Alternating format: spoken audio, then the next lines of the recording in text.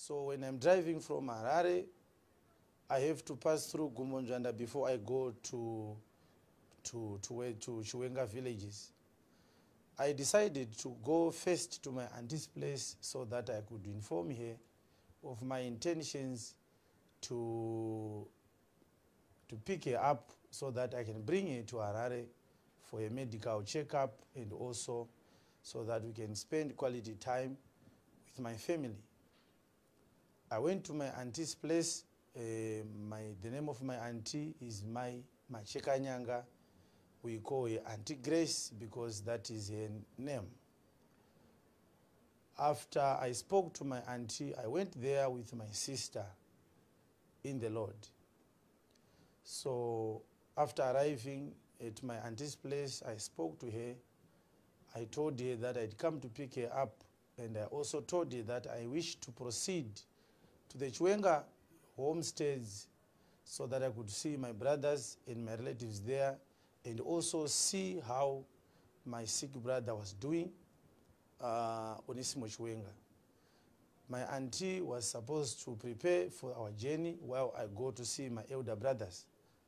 She also indicated to me that she wanted me to inform my elder brothers that I was picking her up so that they would know that the auntie is no longer in her village. She is now in town, in Harare. If they need her for any family functions, they would know where to find her. I thought that was a good idea to tell my elder brothers that I'm taking Auntie Chiwenga back with me to Harare. After exchanging some pleasantries with my auntie, her husband, our Mkuwasha Chiwenga, our nephews and cousins who were in the house, I then, with my sister in the Lord, decided to drive down, further down, in the Wedza district to the Chiwenga villages so that I could do the former.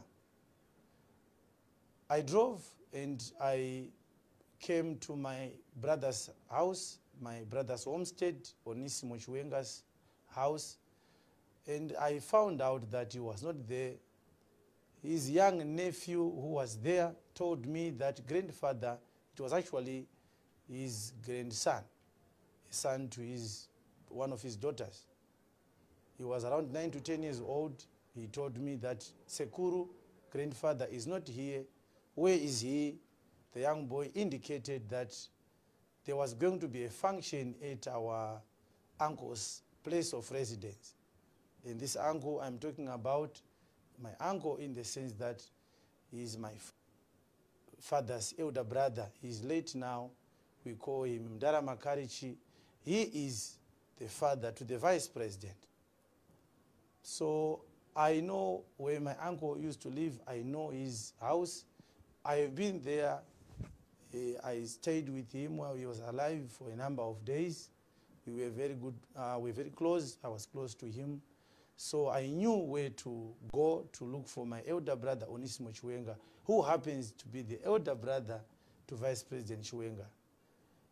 My elder brother has been hospitalized more than twice in a space of about a year. Some few months ago, he was hospitalized in the private hospital that is around the Dandaro village, along Borodeo Road. I went there to see him countless times.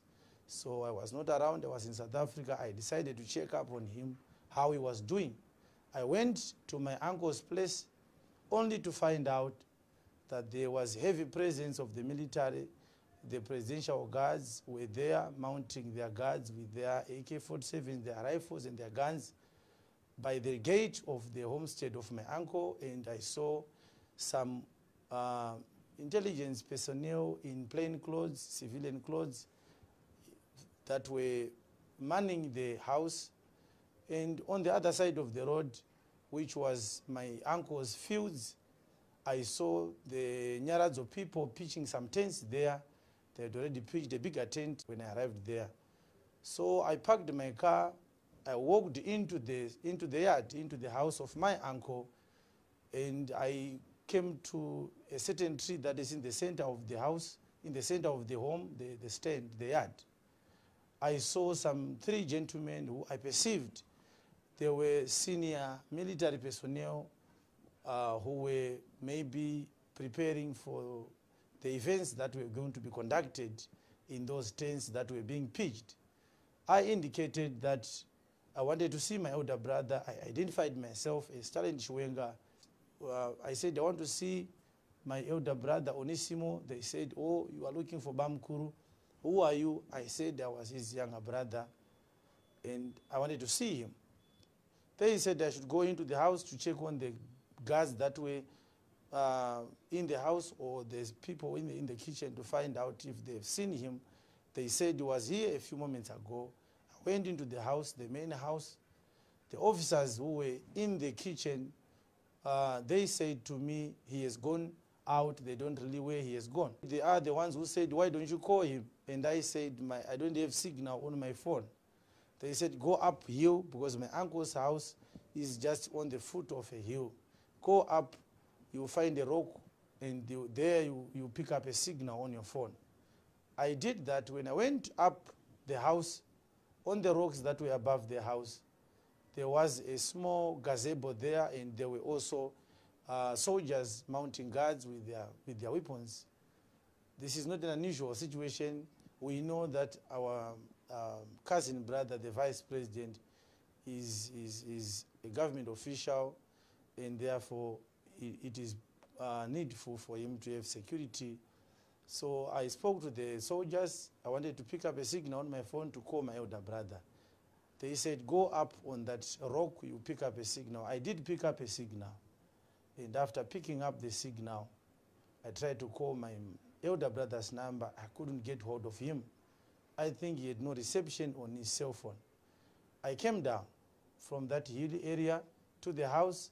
I saw those three gentlemen who were wearing plain clothes seated under a tree that was in the midst of the house, in the midst of the yard, in my uncle's place of residence.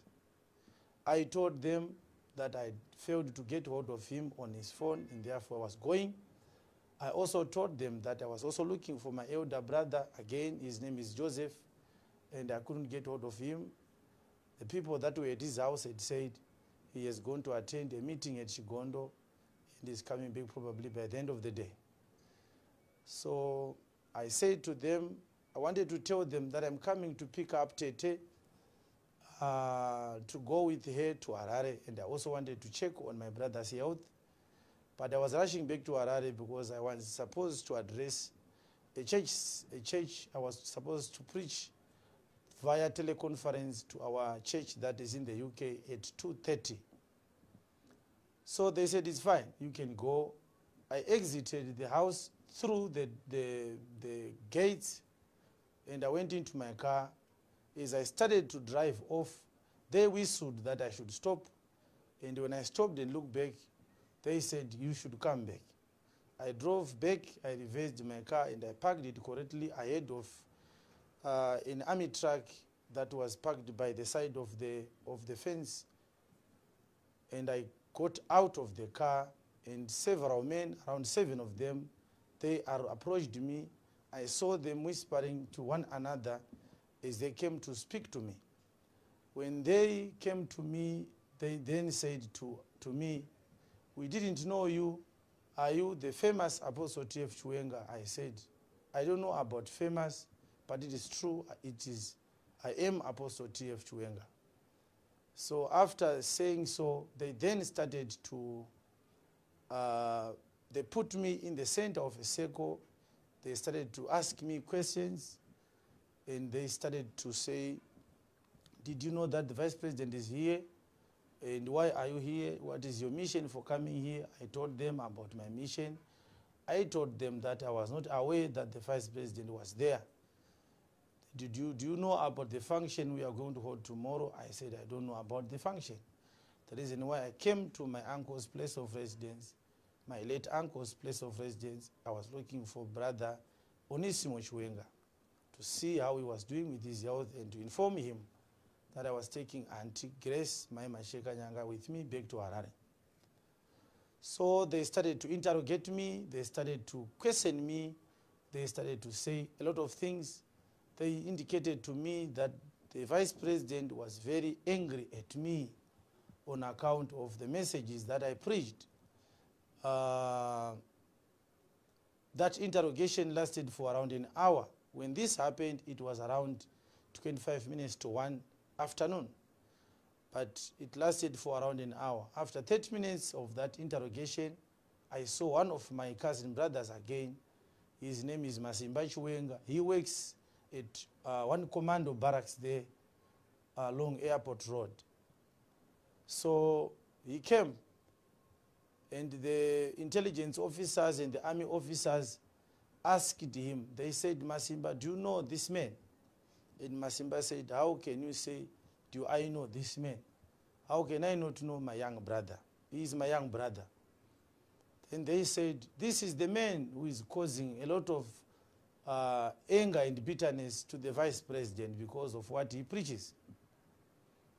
And my brother said, this is the reason why I'm here. I was in the house.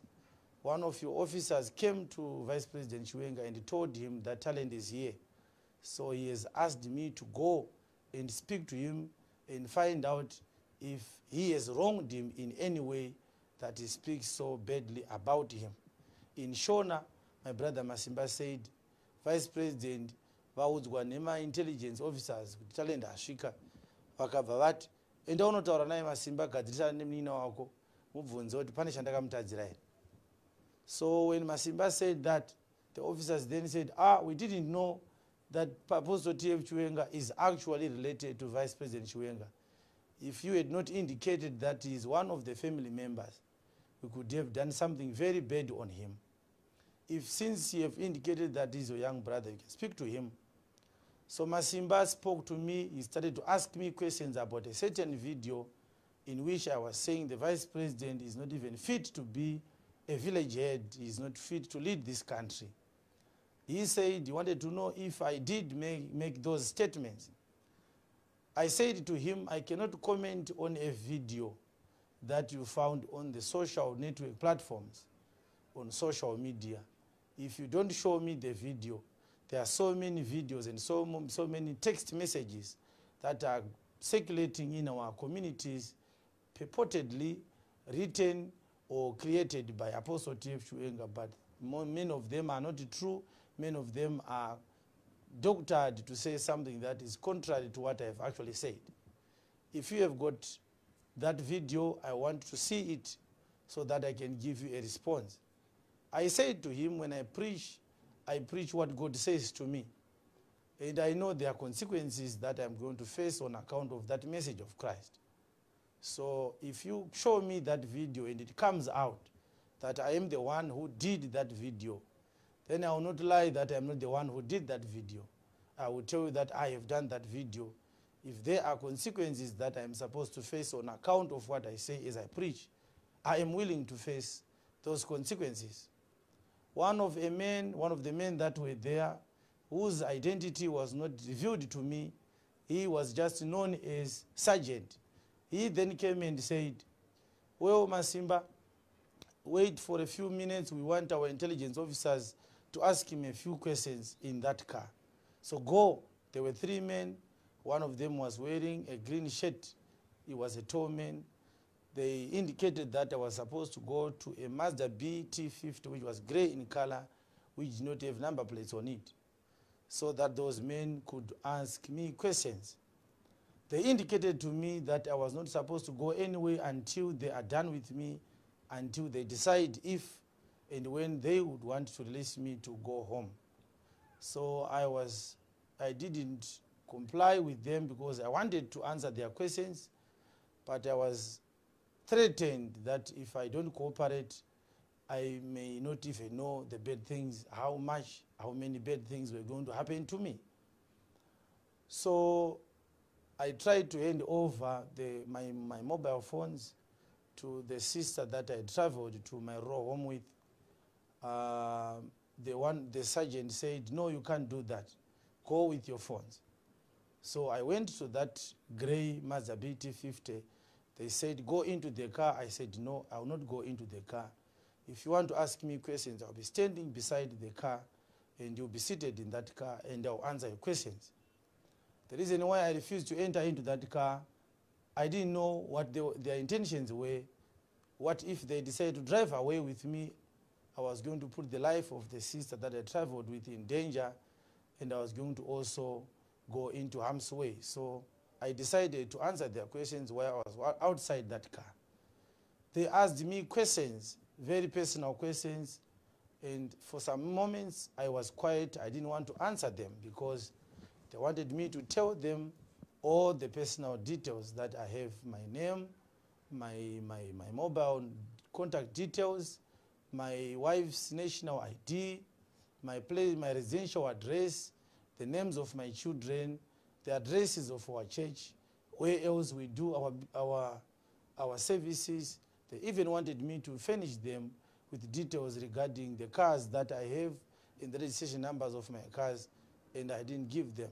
They asked me questions concerning all these personal issues, and because I knew that I was not talking freely, I was under duress, I was forced, I was kidnapped in my own house, in my own homestead, by those military men who were instructed by Vice President Chiwenga to do so. So they said, you are not going anywhere until you are satisfied that we have done what we are intending to do with you.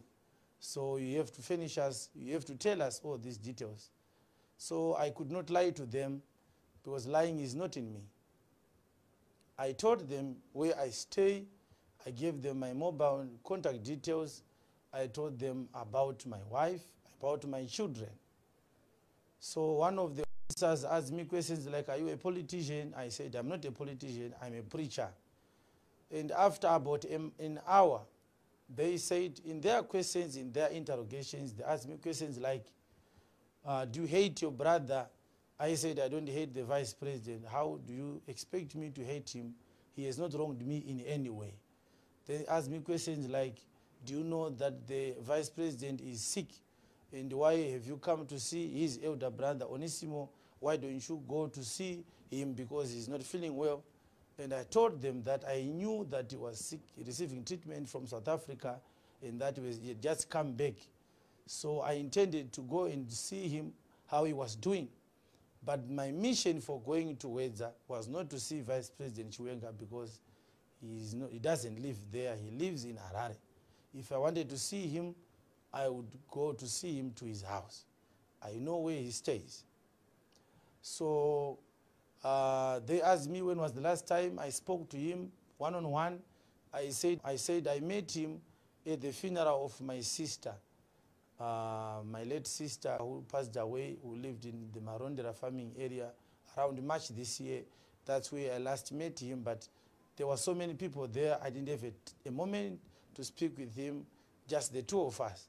The last time I remember speaking to him directly, I last spoke to him at our father's funeral, I think a year and a half ago, and also I last spoke to him on the phone, I think some 8 months ago, where he was going to Mashingo, and he said he was going to call me. He was busy. He didn't call me back. That was the last time. So they said, if we want you to speak to him right now, to see him, would you refuse to go and see him? I said, I cannot refuse to see my brother. I would actually want to see him to find out how he was doing. But I've got, so they asked me also another question.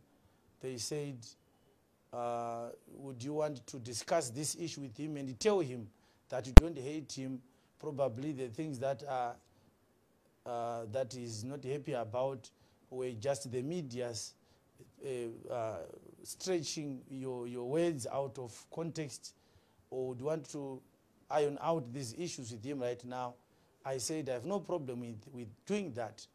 But I was rushing to Harare. I wanted to catch up with 2:30 so that I could preach to our church that is in the UK via the internet. So I didn't have time to discuss these issues to do with these grievances concerning my messages on that particular day. So they said, if we want to force you to see him, what are you going to do? I said, there is nothing that I can do. I cannot say I would not want to speak to him. You would just be forcing me to speak to him over this matter, but that is not my plan. After an hour of interrogations, questions, and threatenings, then I saw another Toyota Hilux. It was silver in color. Coming to the house, it was driven by a man who was wearing a suit, and 4 men came out of that car, among which my elder brother Onisimo was one of them. So when Onisimo came out of that car, I saw my cousin brother Masimba Chiwenga going to meet with him, and that other man whom they called Sergeant, he also came to him, and they spoke privately for what looked to be like 5 minutes. And after that, they came to me, the 3 of them. They came to the car where I was being interrogated. And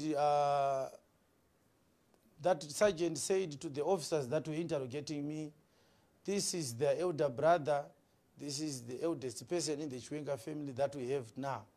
So stop interrogating him, let them speak privately, the 3 of them, and iron out these issues. This is a family matter, and I think they have to deal it as a family. So he suggested that we walk away from the house to a few rocks that were by the edge of my uncle's stand. There was nobody there. There was just some trees. We could sit under a tree and discuss. So he said, go, the 3 of you, as far away from these officers as possible so that they don't hear this matter that we are going to be discussing. And when you come back, come with the resolution on what you have agreed to do regarding this matter. We sat under that tree on some rocks for about an hour again. And while we were discussing, Masimba told Brother Onisimo that the Vice President has sent him to talk to me and iron out these issues and raise these questions. And so since the elder brother has arrived, he is the one who is going to decide how to proceed with this issue. I gave them the response that I had given those officers in the earlier interrogations. I cannot comment and say it is me who posted or who said those words that you heard on a video, which you said the Vice President is in possession of that video. Until I see that video, there are so many videos and text messages that are circulating on WhatsApp, on Facebook, on YouTube, that are reportedly Apostle Chiwenga's videos and text messages. But some of them are not ours. If they are mine, I will tell you that I did say those words. And I'm willing to face the consequences for what I said. Because what I say as I preach, I believe I'm speaking what God instructs me to say. So Brother Onisimo said the Vice President had also showed him that video, and he was not happy about it. And he had told the Vice President that I and the Vice President, we are both his younger brothers. He cannot take a side. He told me that he had informed him that it is not prudent, it is not wise for a conclusion to be made regarding this until we discuss this as a family in the presence of the Vice President and myself. So he told me that they were conducting a prayer session tomorrow in the house, but that was not the intention, that was not the agenda for the meeting. The meeting was for the service that was going to be conducted the following day, which was Sunday, 21 October. The Vice President was not feeling well, and therefore we could not discuss that issue with him at that particular time. Masimba indicated that if the Vice President was not indicated that he wanted to rest, then we could have gone into the house and just discussed that issue, but he said he wanted to rest, so we cannot discuss this today. Masimba also indicated that the intelligence officers had said he did not told them that I was a brother to him and to the Vice President. They could have dealt with me a long time ago when I arrived. They said I should thank him for, he said, you actually helped him to survive. So when he said that the soldiers and the intelligence officers wanted to do something on me, to hurt me for what I said as I preached, I don't know when it was that I said the message that is triggered all these emotions in the Vice President. So Masimba, after saying that, my elder brother Onisimo Chiwenga then said, I don't want to hear about that. We have to concentrate on what we are here to do. We are here to do a church service tomorrow, and that is why the Vice President is here. do not touch this young man. Let him go home to Harare. Go and tell the vice president that what I've said is, when Talent brings back auntie from Harare this coming week, then he will bring me to Harare. I would bring my elder brother Onesimo to Harare, and that we were going to do a meeting with the vice president so that these issues were going to be resolved. That was the basis upon which I was to be released and go home to Harare. He also indicated that Masimba was to tell the soldiers and the intelligence officers that they were not supposed to talk to me since that moment or to touch me, because this is not their business, this is a family business. So Masimba consented to what our elder brother had said to them. So he said, they should release you, you should go. So after we came from that rock where we were seated and discussing about an hour, I think it was around 3 or past 3, few minutes to 3 or few minutes past 3, then I was released. I just got into the car. The soldiers and the intelligence officers did not speak to me. But that grey car then drove ahead of us towards Harare. So we drove and we started to come to Harare. But on our way to Harare, we were again going to pass through my auntie's place in Gumbonjwanda, Dendenyori area, in the Jekwa villages, to pick her up and bring her to Harare for a medical checkup, and also so that we can spend time with her, since she is one of the few people that we have now in the family who are our parents. Most of our fathers and uncles are now late. So I brought her to Harare, but as we were driving towards Harare, we passed through our shopping center, which is called Sanganai Shops. The car that I'm talking about, the grey Mazda B250, was parked there, and as we drove past the shopping center, we never stopped. It started to follow us until we arrived at Rusunzwe Shops, Mount St. Mary's area. That's when we looked back and we saw that the car was no longer stalking us. I went to Dendenyore, picked my aunt, and I came back. On Sunday, around 8 p.m., a certain congregant in our church sent a message to me and said, look at the news, the vice president is talking and is talking about you. I then saw this message when the news was already done. I checked on the ZTV. I saw that they were now airing some programs. The time for the news was already over. So I then saw that immediately afterwards, there were so many videos posted on social networks extracted from that TV program, which was aired on our national broadcasting television station, ZBC TV. In that video, Vice President Chiwenga said, there is this one called Talent Muzuva. He is a false prophet. He speaks bad things about Vakuru, the elders. He should stop forthwith. And then the one that was commenting on the background then said, Vice President Chiwenga also castigated, he's warned the prophets who are not preaching love and peace, but they are bent on talking about the deaths of other people, and also prophesying about sicknesses and deaths. They should stop doing that. I did not do anything about it. I just told my auntie, we had just arrived home from the service which we were conducting on that particular day on Sunday at our usual place of worship in Harare.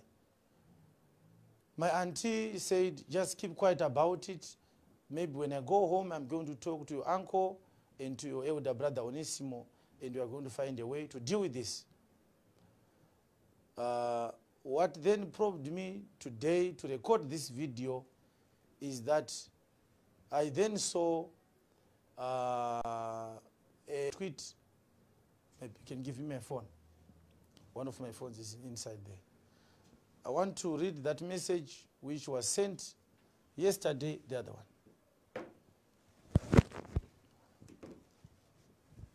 A certain person has sent me a message, and this message was extracted from Twitter. the Vice President has got a Twitter account that is known as @VP Chiwenga. And he sent a message at 5 o'clock a.m.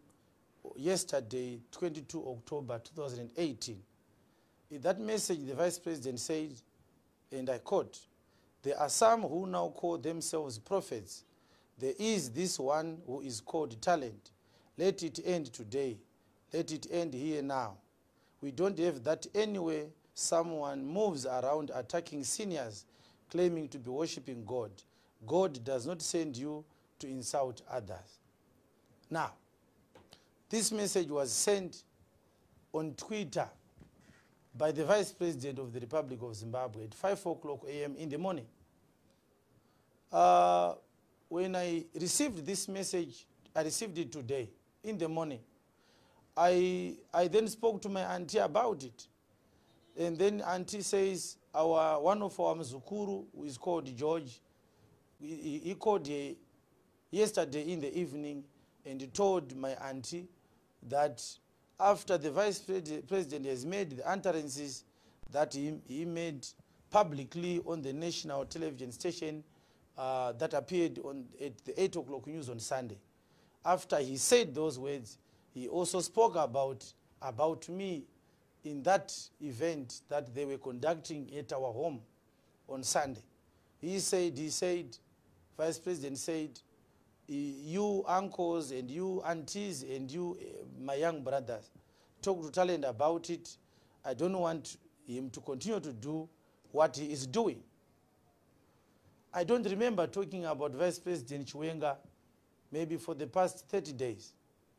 I don't remember talking about him maybe in the past 60 days. The video that the Vice President was talking about, we did it a long time ago, more than 6 months ago.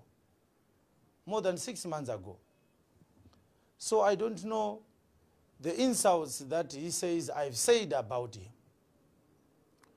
After seeing and reading this tweet that he tweeted on his account yesterday, I spoke to my auntie, who is in my house right now, about it.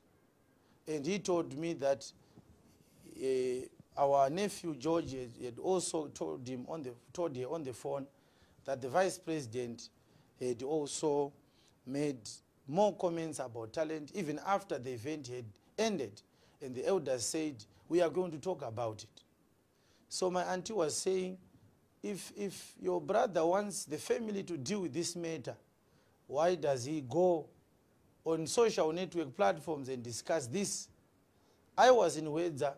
I was at home. He was in the house. He's the one who sent my elder brother to talk to me. The soldiers that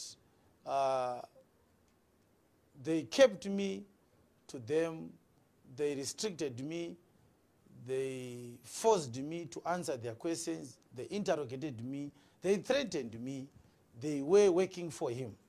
He knew that I was there. If he wanted to talk to me, he could have spoken to me, but he's not talking to me. He's sending a tweet about me. Now, when he said Talent Muzuva on Sunday, I knew he was talking about me, because Muzuva is my father's name and Guvea is his father's name. And our fathers are brothers, blood brothers, same father. Chiwenga is not his personal name. Chiwenga is a family name. The one who was called Chiwenga is our grandfather. So maybe he was not willing to use the name Chiwenga because he also uses it. But I know that so many people are confused. They do want to know what is happening. And the reason why I'm making this public statement, it is because I feel that my life is in danger, not only because of what he is doing, but most importantly because of what happened to me on Saturday. They took my details. If they want to come to my house, they can come, they can put me to harm, they can touch my house, they can fire at me, they can shoot me, and I will die.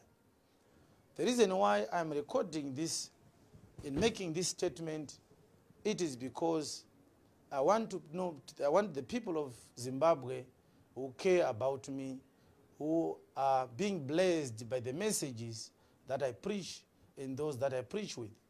I want those that are believers in the gospel because of the ministry that I've held since I began this work some 7 years ago, that are all over the world. Our congregation, our people that are in South Africa, that are in Nigeria, that are in Rwanda, that are in Zambia, Botswana, Namibia, Australia, Canada, USA. I want them to know what is happening to me. First of all, I want to say this to Vice President Chiwenga, and I know he shall watch this video. I'm not trying to pick up a fight with him. I don't think I can fight with him.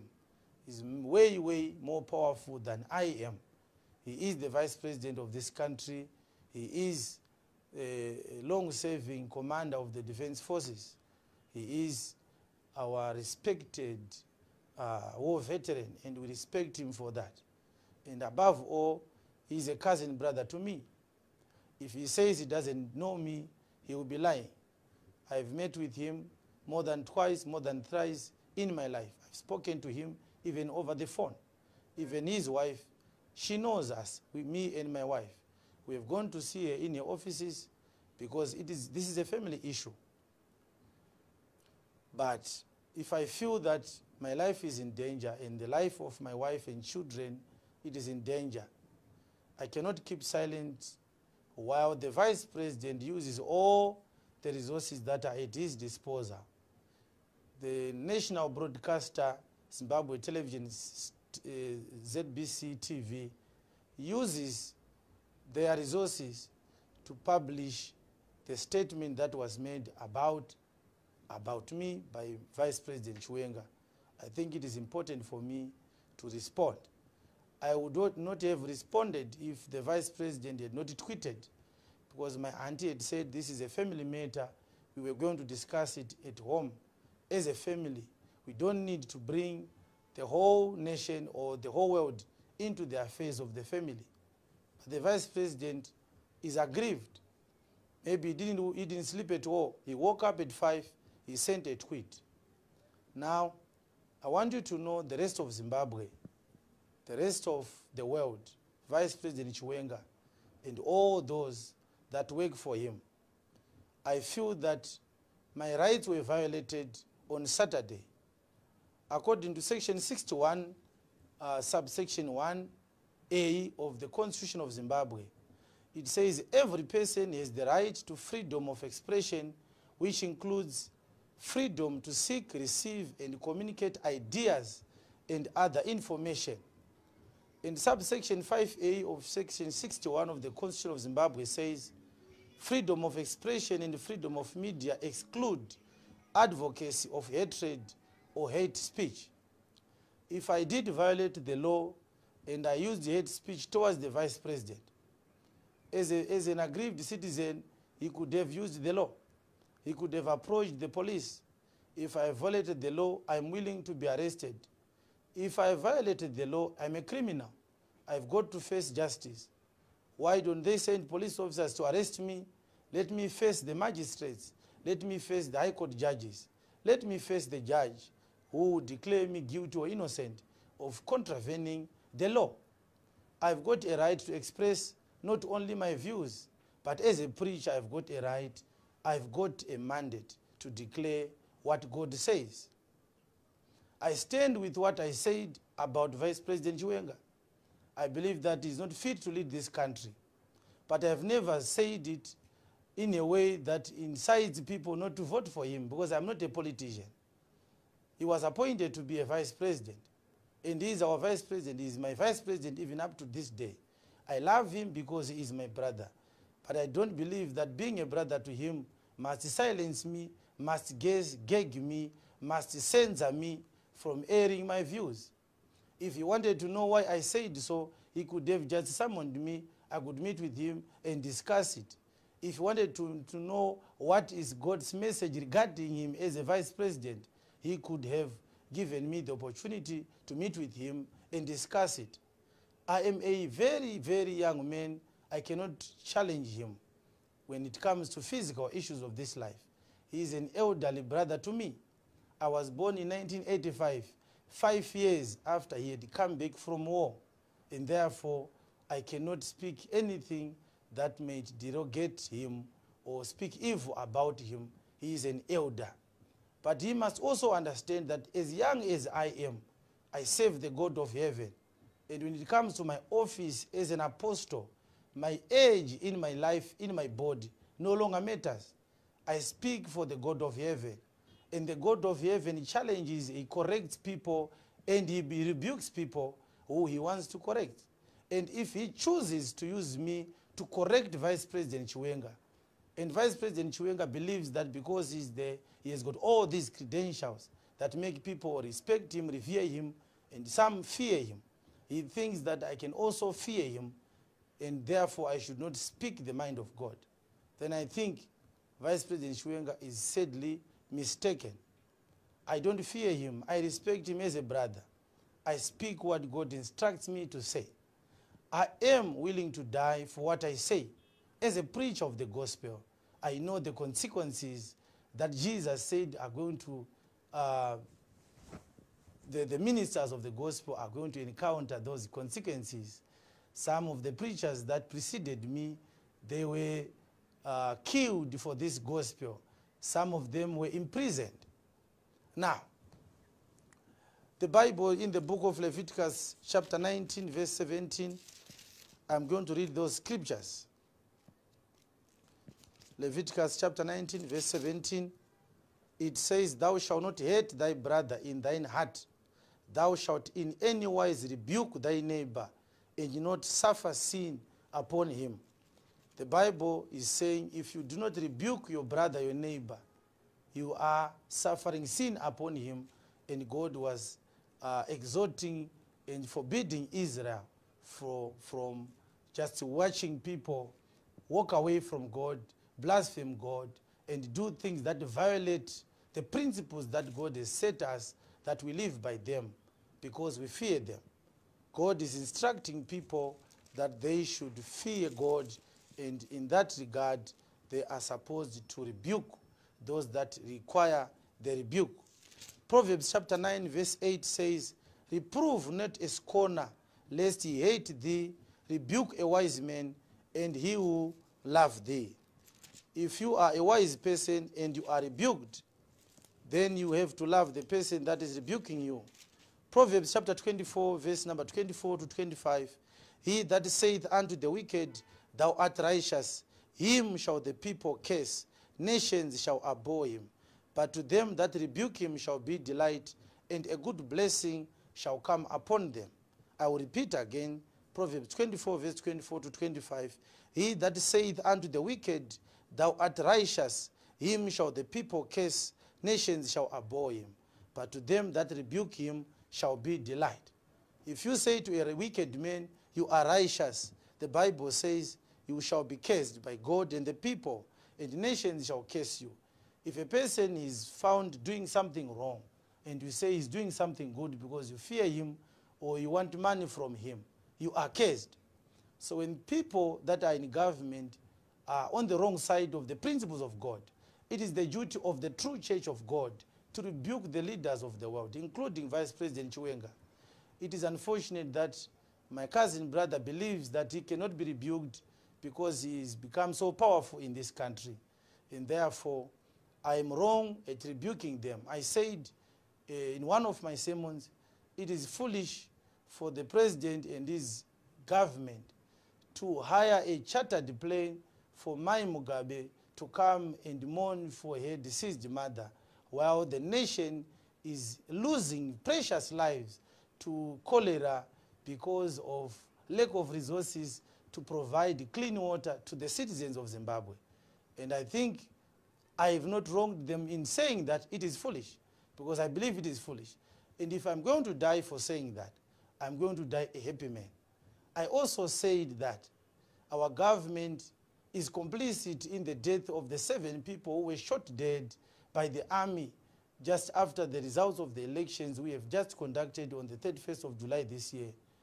And the government has not acknowledged their mistakes. The Vice President, we are talking about Vice President Chiwenga, he blamed the opposition party for the death of those people. but the opposition party was not holding guns. It is the army that was holding guns. The United Nations does not allow any government to fire live ammunition against unarmed civilians. And it is a foolish act, and I condemned it because it ought to be condemned. If this is the hate speech that he says Talent Chiwenga is using hate speech against the elders, if I deserve to be sent to jail for what I've said, I am here making this statement freely and willingly. Let him kill me. Let him send soldiers to kill me. I'm ready to die. But please, the reason why I'm making this statement is I want him and those that work for him not to touch my family. This matter is about me and what I preach. My family should not pay for what I do. The vice president has got a bone of contention with Talent Chiwenga. My wife and children are not part of this issue. I want to beg you, Vice President Chiwenga, not to do anything to my family. If you want to kill me, I've served God with a clear conscience, with a pure conscience. And I believe that I have not perverted the doctrine of Christ. I believe that I've served God to his satisfaction. So many lives have been brought back to Christ because of the ministry that I received from Christ. And I'm happy for having served God in that capacity. It is a great honor to serve God as a preacher of the gospel. There is no job under the sun that is so important than preaching the word. I'm ready to die any day, any time for the word that I preach. Now, Vice President Chiwenga, in his message which he sent on Twitter, which is also agreeable to what he said on Zimbabwe television station on Sunday, he says, God does not send you to insult others. I don't think Vice President Chiwenga can comment on what God sends people to do and not do. Because Vice President Chiwenga is not saved, he is not born again. He doesn't know the true gospel. If he knew the true gospel, he could not have called the Roman Catholic priests to conduct a service in our rural home for whatever reasons that are known to him. According to the word of God, there are no longer priests in the New Testament. We only have one priest, Vice President Chiwenga said, and that priest is Jesus Christ. I'm going to read the book of Hebrews chapter 10 and Hebrews chapter 7. And I'm sure those scriptures are going to tell us whether we are going to have priests in this day and age or we are not going to have priests. Hebrews chapter 10, verse number 11. And every priest standeth daily, ministering and offering oftentimes the same sacrifices, which can never take away sins. But this man, after he had offered one sacrifice for sins forever, sat down on the right hand of God. So the priesthood of Levi, which had so many priests in the Old Covenant, it was a prophecy of the priesthood of Christ in the order of Melchizedek. Hebrews chapter 7, verse number 22. By so much was Jesus made a surety of a better testament. And they truly were many priests, because they were not suffered to continue by reason of death. But this man is talking about Jesus, because he continueth forever, has an unchangeable priesthood. That is why Vice President Chiwenga say, you find out from the book of Acts chapter 1, where the Holy Spirit descended upon the first believers of Christ, to the book of Revelation chapter 22. You don't find a priest in the church of Jesus Christ. We have apostles, we have pastors, we have teachers, we have evangelists. Perhaps we have prophets in the New Testament. But there are no priests in the New Testament. There is only one priest, and his name is Jesus Christ. So, if you think that I will stop preaching the gospel because you are threatening my life, I'm sure this video is going to tell you that you are mistaken. I shall continue to preach the gospel until the day that I die. I'm saying this statement because perhaps this is the last statement that I'm going to make in my life. And I want the people of Zimbabwe and the people of the world to know that Apostle Chiwenga does not have a problem with Vice President Chiwenga. It is Vice President Chiwenga who has a problem with Apostle Chiwenga. When I say something that God asks me to say as I preach the gospel, and if you are aggrieved, you believe that maybe I'm not preaching in the right way, why don't you come? Why don't you invite me? Let us have a round table meeting. We open scriptures like what I'm doing today. Vice President Chiwenga says, a preacher must preach about peace and love. There is no greater love, my brother, than somebody who comes to you and shows you the true way of salvation, like what I'm doing. The Roman Catholic priests are not preaching to you the way of life. They are blindfolding you into believing that you are saved when you are not, until you hear the word that will show you that only Jesus Christ can stand for your sins before God, and not a Roman Catholic priest. That is the day you are to be saved. I pray that maybe this message is going to descend in your heart, and God shall open your heart and convict you to true salvation. The state and the church have never been close friends. The state has always been at loggerheads with the church. I'm talking about the true church of Jesus Christ. When you see the church going to bed with the state, that will be an abomination. That will not be the true church of Jesus Christ. If the church was in good books with the state, Jesus could not have been crucified. John the Baptist could not have been beheaded. Apostle Paul could not have been beheaded, because he was preaching a gospel. The government and its people was provoked.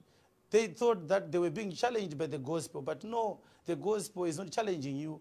The gospel is coming to convict you that you are a sinner, even though you are a vice president. You need salvation, and you need to hear the true gospel, and there's no true gospel in the Roman Catholic Church. And when I say Roman Catholic Church is a cult, it is an abomination. If you want to know why I say so, then let us open the Bible. Let us open scriptures. Let us not hail insults at one another in the public spectacle. I think it is a disgrace that the vice president uses the time that he has to write a tweet on Twitter about a young brother, a young boy who does not match him, who is not even at his level as far as politics, as far as national administration is concerned, for him to send a tweet at 5 o'clock a.m. in the morning. Now, let me read the book of Luke chapter 11, verse 37 to 44. And we are going to read these scriptures to find out if the way I preach is the true way of preaching the gospel. Vice President Chiwenga feels offended because of my method of preaching. But my method of preaching is biblical, say. You don't know it because you are not yet saved. The Roman Catholic priests that you spend your days with, they don't know about it either, because they too are not yet saved. Luke chapter 11, verse number 37. It says, and I read, and as he spake, he's talking about Jesus, a certain Pharisee besought him to dine with him, and he went in and sat down to eat. And when the Pharisee saw it, he marveled that he had not first washed before dinner. And the Lord said unto him, now do you Pharisees make clean the outside of the cup and the plate, but your inward part is full of ravening and wickedness. You fools, did not he that made that which is without make that which is within also? But rather give alms of such things as you have, and behold, all things are clean unto you. But woe unto you, Pharisees, for you tithe meat and rue and all manner of herbs, and pass over judgment and the love of God. These ought ye to have done, and not to leave the other undone. Woe unto you, Pharisees, for you love the uppermost seats in the synagogues and greetings in the markets. Woe unto you, scribes and Pharisees, hypocrites, for you are as graves which appear not, and the men that walk over them are not aware of them. Maybe you've never read about this scripture, say, but in this scripture Jesus called the Pharisees fools. Maybe you don't know who the Pharisees and the scribes are. They were the leaders of the church of that day, like the Roman Catholic bishops, the Roman Catholic priests, and the pastors and the bishops and the false apostles that were in his day. He called them fools. He also said they are cursed. He said unto them, woe unto you, scribes and Pharisees, hypocrites. He also labeled them hypocrites. Maybe you don't like it But this is the Jesus of the Bible, the God that you are talking about, who does not hardly rebuke people when they are wrong. That is not the God of the Bible. That is a God that is made by people who are stubborn and arrogant and who are proud. Because of their positions that they have in the nations, they believe that they are now above even rebuke and reproach from God. That is not true, say. 1 Corinthians chapter 15 from verse 35, Apostle Paul, one of the greatest apostles ever to live under the sun, is this to say, in verse number 35, he was writing this episode, the Corinthian church, he says, and I quote, "But some men who say, how are the dead raised up? And with what body do they come?"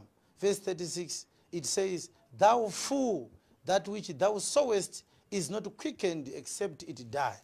According to the scripture, a pastor, a preacher of the true gospel of Christ, an apostle like myself, if God allows him, he can call people fools if God instructs him to say so, because they behaved foolishly in whatever they are doing. And when we read 1 Samuel chapter 13, verse number 10, 1 Samuel chapter 13, verse number 10, this is now Samuel, the prophet of God. He was talking to Saul, the king of Israel. So this is a pastor with the president of the nation. This is a preacher of the gospel and a leader of the nation, like it is Apostle Chiwenga and Vice President Chiwenga. Let us hear how this discussion goes. Verse number 10, 1 Samuel chapter 13. "And it came to pass that as soon as he had made an end of offering the burnt offering, behold, Samuel, the man of God, came, and Saul went out to meet him, that he might salute him." It is Saul, the king of the nation, who was going to salute the prophet of God. But in today's world, the presidents want to be saluted by the men of God because of this problem that we have today. And Samuel said, "What hast thou done?" And Saul the king said, "Because I saw that the people were scattered from me, and that thou camest not within the days appointed, and that the Philistines gathered themselves together at Michmash. Therefore said I, the Philistines will come down now upon me to Gilgal, and I have not made supplication unto the Lord. I forced myself therefore, and offered a burnt offering."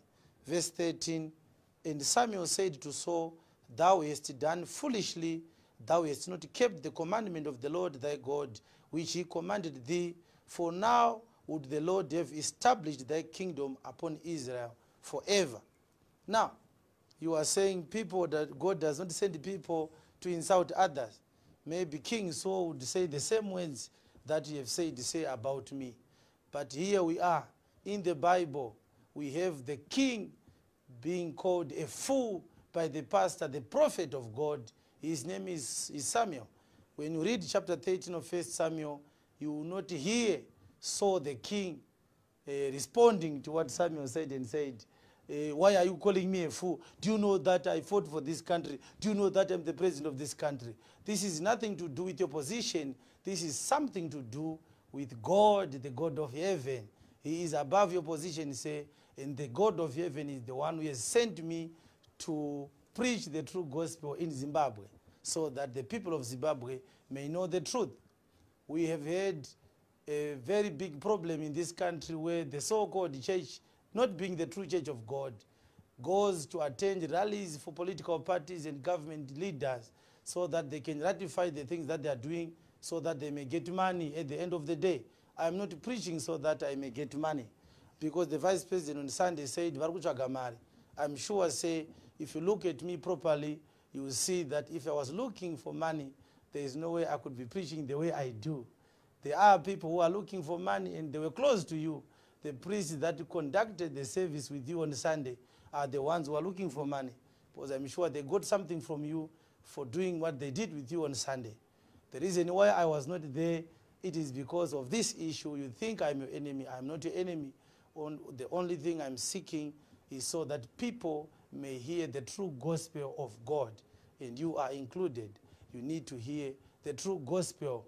I am not a prophet, say. I am a prophet. I'm a prophet in the sense that I declare the gospel of Christ, because Revelation chapter 19 says the testimony of Jesus Christ is the spirit of prophecy. I am an apostle, that is my capacity. And an apostle is allowed to say the mind of God. He can give prophecies like Paul did in Acts chapter 27. He said, this ship is going to capsize. It is going to be broken.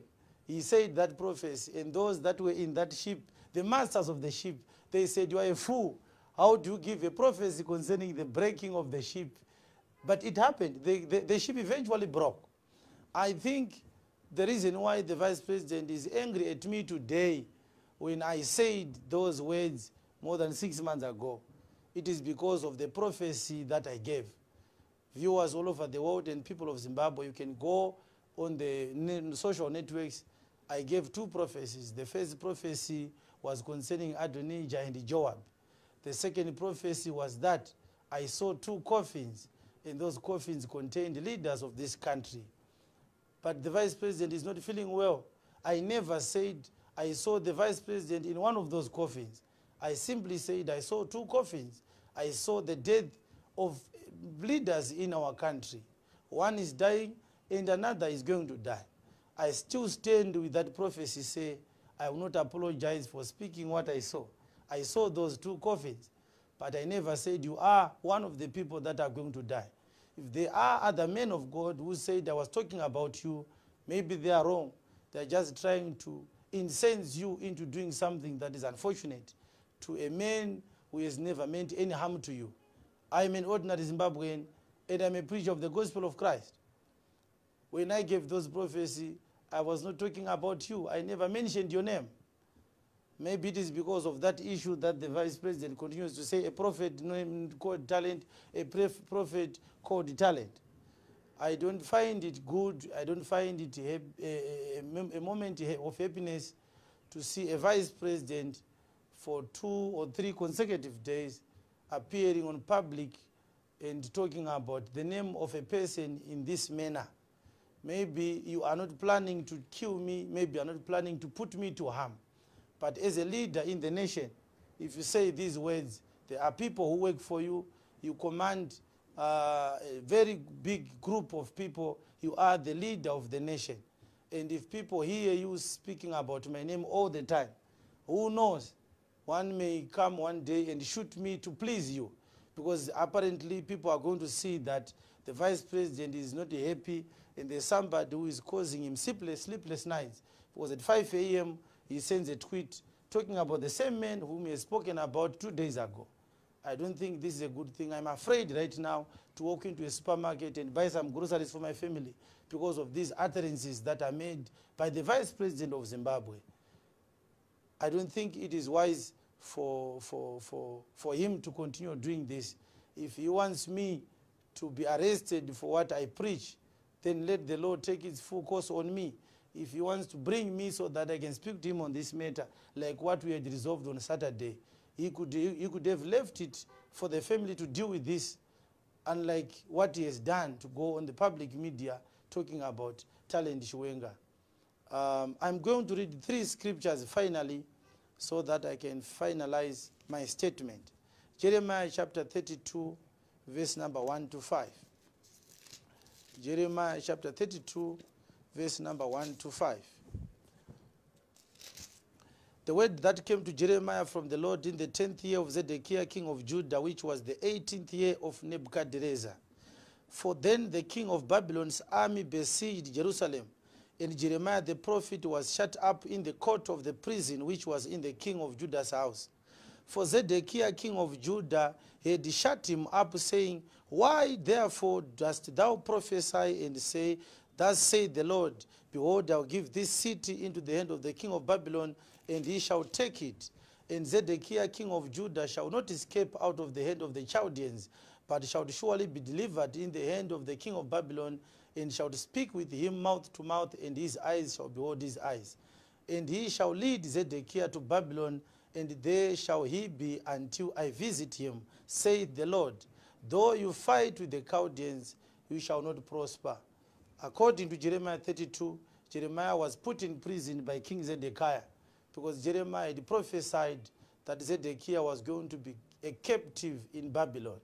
He didn't like the prophecy, so he said, Jeremiah, you are a false prophet. I want to put you in prison. But did Zedekiah not go to Babylon? He eventually went to Babylon, just like the men of God had said. You cannot say I'm a false prophet because I said I saw 2 coffins. I never gave a timeline for that prophecy. If the 2 coffins are going to happen, they are going to happen, despite your disapproval of that prophecy. When God speaks, he's not seeking the approval of men, say. Mr. Vice President Chiwenga say, I'm appealing to you that this is not good. There are people who may put me to harm because of what you are doing. I'm just an ordinary Zimbabwean and you are the Vice President of the country. I believe there are so many things that you could be attending to than to waste your valuable time in the time of the state to talk about a young boy just like I am. Jeremiah gave a prophecy and he was put in prison because the king did not like his prophecy. I think this is my situation. Say, I think you don't like the way I preach, but you cannot say God does not send people to do this because you don't know anything about God. You are a novice, say, when it comes to things to do with the gospel. We respect you as our vice president, but respect me as an apostle of Jesus Christ, because I can educate you concerning the gospel of God. You cannot educate me, you cannot teach me anything about the Bible. In 1 Samuel chapter 22, verse 18, I'm reading these scriptures because I want people to know what is happening here, because maybe this is the last chance that I have to have in a moment to speak to the people of Zimbabwe and the rest of the world concerning my faith. Apparently because I'm living at the mercy of the vice president. 1 Samuel chapter 22, verse 18, and the king said to Doeg, turn thou and fall upon the priests. And Doeg the Edomite turned, and he fell upon the priests and slew on that day 85 persons that did wear a linen ephod. 85 priests were once killed by a politician in this life. And those priests were the family of Ahimelech, the priest of God. Why was Ahimelech and the priest killed by King Saul? It was because King Saul did not like what Ahimelech had done to David, because Ahimelech had given Goliath's sword to David and food from the holy temple. And because of what he had done, Ahimelech was killed. And Doeg is the man who did this dirty job. In the history of Israel, it was taboo for a man to lay their hands on a priest who wears a linen or an ephod. But Saul, because of his wickedness, he killed 85 priests in one day. In 2 Chronicles chapter number 24, verse 18, there is also something that happened there that is very important. I think it is important to me because I feel that I am in the place of these men that I'm talking about who died for the testimony of Christ. 2 Chronicles chapter 24, verse 18, and they left the house of the Lord God their fathers and served groves and idols, and wrath came upon Judah and Jerusalem for this their trespass. So this was Judah in the days of the tenure of Joash, the king of Judah. The people of Judah, they forsook God and they began to worship idols and groves. And God was angry and he punished them for their trespass. Yet he sent prophets to them to bring them again unto the Lord. And they testified against them, but they would not give ear. And the Spirit of God came upon Zechariah the son of Jehoiada, the priest, which stood above the people, and said unto them, therefore said God, why transgress ye the commandments of the Lord, that you cannot prosper? Because you have forsaken the Lord, he hath also forsaken you. And they conspired against him, and stoned him with stones at the commandment of the king in the court of the house of the Lord. And Jesus talked about this Zechariah because he was martyred for the testimony of Christ that he gave. Let us hear what happens in Luke chapter 11. We are going to hear about Jesus. He says, in verse 49, Luke chapter 11, therefore also said the wisdom of God, I will send them prophets and apostles, and some of them they shall kill and persecute, that the blood of all the prophets which was shed from the foundation of the world may be required of this generation. From the blood of Abel unto the blood of Zacharias, which perished between the altar and the temple, verily I say unto you, it shall be required of this generation. Zachariah was killed in the court of the church because of the people that were given such a charge by King Joash, who was serving as a king of Judah in the day. I feel that maybe it is time that the Lord has determined that I've done the work that he wanted me to do, and therefore he wants me to no longer be a minister. My time to die has come. I want you to know, the people of Zimbabwe and all over the world, that I, Talent Farah Chiwenga, I am not afraid to die. I am willing to die for the testimony of God. I will not apologize for everything that I said as I preach, whether I mentioned the name of apostle or pastors or preachers or prophets, or I mentioned the name of President Mnangagwa and Vice President Chiwenga or anybody else. These people, I've mentioned their names as I preached because the Spirit of God moved me to do so. If I have to die for the word that I've preached, I am willing to do so. I am willing to die. My only request, my only plea to Vice President Chiwenga is, do not hate innocent people because you have a grievance against me. Do not hate people of our ministry. Do not hate my wife, your sister-in-law, and your nephews. My children are your nephews. Because of our relationship, say, why don't we deal with this matter in a family manner, in a peaceful manner, in a private manner? I could not have done this public statement. I could not have tweeted yesterday, because what we did on Sunday, I felt maybe you were angry. But since I saw this tweet, which you sent at 5 o'clock a.m. yesterday, I now fear for the lives of my children, my wife, and those that I work with. If I die today, people of the world, I want you to know, this is the reason why I am going to die. The Vice President has so many resources at his disposal. I may die through an accident. I may be shot dead. I may be poisoned.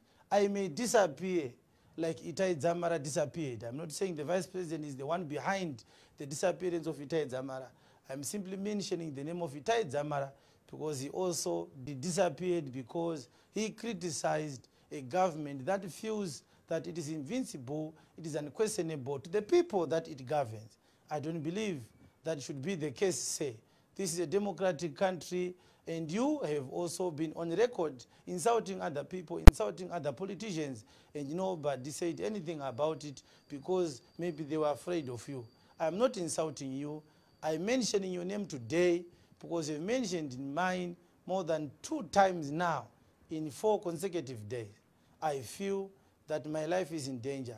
I was incarcerated in the custody of your soldiers and your military intelligence personnel on Saturday. You had instructed them to do so, and up to this day, nobody has spoken to me about it. If I wanted to leave, I could have left if they had not put me under some form of kidnapping or capture or restriction. I was forced to answer questions